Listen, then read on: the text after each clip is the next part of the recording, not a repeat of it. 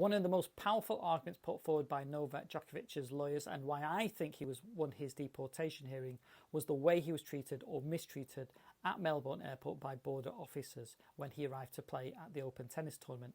In short, in legal speak, as a result of procedural unfairness, he wasn't afforded proper legal protections according to established principles and laws, and therefore it was unfair to cancel his visa.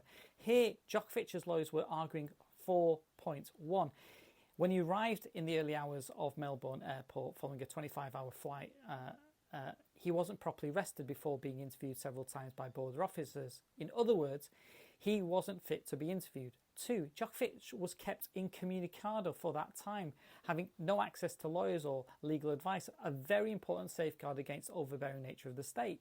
Three, when it was agreed with border officers that he would be given extra time till 8:30 in the morning to speak to his team to provide evidence of his vaccine exemption, which I understand he wasn't carrying with him, he went to sleep. But shortly after, he was woken up, again in the early hours of the morning, 6 o'clock, the border officers who backtracked and decided to cancel his visas.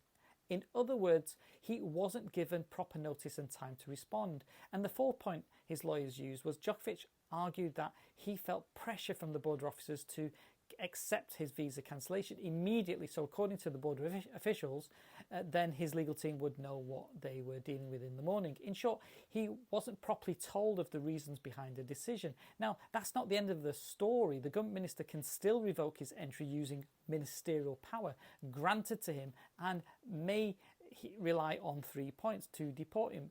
The number one tennis player. Number one, point to the fact he confirmed in evidence he is unvaccinated against COVID-19. Number two, he brought little or no evidence with him of his vaccine exemption, which you'd expect him to bring with him. And three, he confirmed he tested positive for COVID on the 16th of December, but a day later, on the 17th of December, he posted a maskless, seemingly cavalier approach to COVID-19 and disregard for others' health when receiving an award.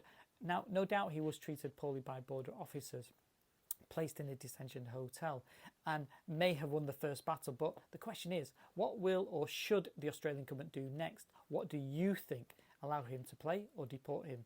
You decide, and feel free to comment.